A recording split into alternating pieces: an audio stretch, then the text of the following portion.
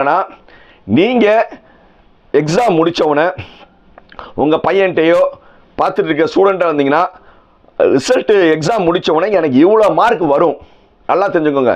என்னுடைய mark cut off வந்து நான் 160 தான் எடுப்பேன். நான் எவ்வளோ கால்குலேட் பண்ணி பார்த்துட்டேன்.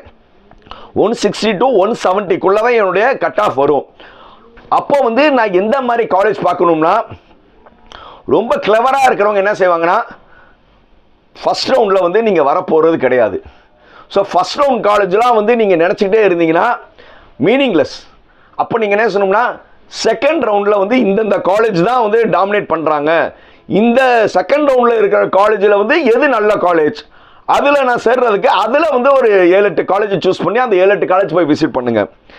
இது வந்து நான் ஒரு 135 140 கட் ஆஃப் தான் எடுக்கிறேன். எனக்கு எது சார் நல்ல காலேஜ்னா, அப்போ வந்து ரவுண்ட் 3ல் வந்து எந்த காலேஜ் அதிகமாக ஃபில் ஆச்சு, ஏன்னா ரவுண்ட் 1 ரவுண்ட் 2ல் பெரும்பாலும் பெரிய காலேஜஸ்லாம் போயிடும். மிச்ச ரவுண்ட் 3ல் எந்த காலேஜ் நல்லா ப்ரிஃபர் பண்ணாங்க, எந்த மாவட்டத்துக்கு நீங்கள் போய் சேரணும்.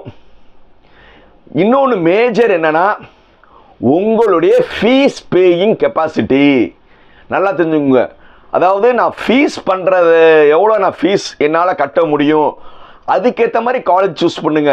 ஏன்னா மேனேஜ்மெண்ட் சீட்டு சேர்றவங்க, கையில் காசு இருக்கிறவங்களுக்கு இந்த வீடியோ பொருந்தாது. இந்த வீடியோவில் நீங்கள் கவுன்சிலிங்கே போகணும் தேவையில்லை.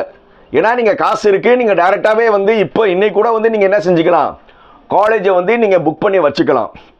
ஆனால் காசு இல்லாமல் என்னுடைய மார்க்கு தான் என்னுடைய காசு, என்னுடைய மூலதனமே நான் எடுக்க போகிற மார்க்கு தான் யார் நினைக்கிறானோ அவங்களுக்கான வீடியோ இது.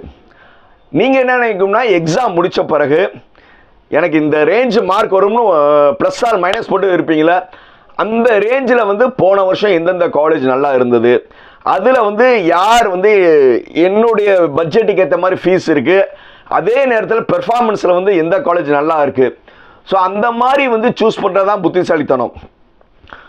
அதே மாதிரி வந்து எப்போவுமே வந்து நீங்கள் ஒரு காலேஜ் போனீங்கன்னா அங்கே இருக்கிற ஃபேக்கல்ட்டி கிட்ட பேசாதீங்க, அங்கே இருக்கிற ஸ்டூடெண்ட்டை பேசுங்க. அங்கே இருக்கிற ஸ்டூடெண்ட்டை பார்த்து இந்த காலேஜில் வந்து எப்படி இருக்கும், ஃபீஸ் எப்படி இருக்கும், பிளேஸ்மெண்ட் எப்படி இருக்கும், ரிசர்ச் எப்படி இருக்கும், அதுக்கப்புறம் வந்து அவங்க எக்ஸ்ட்ரா ஃபீஸ் கேட்பாங்களா, இது எல்லாமே கேளுங்க. அதேமாரி வந்து பொதுவாக நான் எப்போவுமே சொல்கிறது என்னென்னா, நீங்கள் எக்ஸாம் முடித்தவொடனே உங்கள் பையன்கிட்டையோ பார்த்துட்டு இருக்க ஸ்டூடெண்ட்டாக இருந்தீங்கன்னா ரிசல்ட்டு எக்ஸாம் முடித்தவொடனே எனக்கு இவ்வளோ மார்க் வரும் நல்லா தெரிஞ்சுக்கோங்க.